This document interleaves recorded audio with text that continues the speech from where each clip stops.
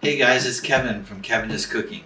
Today I'll be sharing with you my chicken marsala. It's a fantastic, easy recipe to make any weekday or for a dinner party. You're using chicken cutlets that, if you say you get a thicker chicken breast, you can slice it horizontally or pound it out.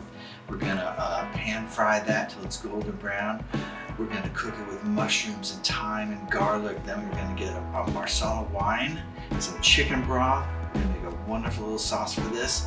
It is perfect. It is so good. Let me show you how to do it.